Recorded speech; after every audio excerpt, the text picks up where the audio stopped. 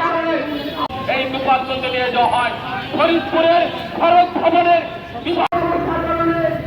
প্রতিদিন সড়ক দুর্ঘটনা ঘটছে, যার ফলে জনাব সোহেল তার বক্তব্য প্রদান।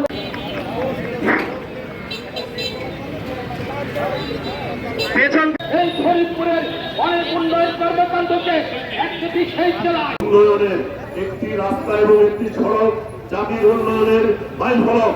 এই সড়ক যদি উন্নয়ন না হয় তাহলে আমাদের ফরিদপুরের মানুষরা এই রাস্তা দিয়ে যেতে আসবে। এই ফরিদপুর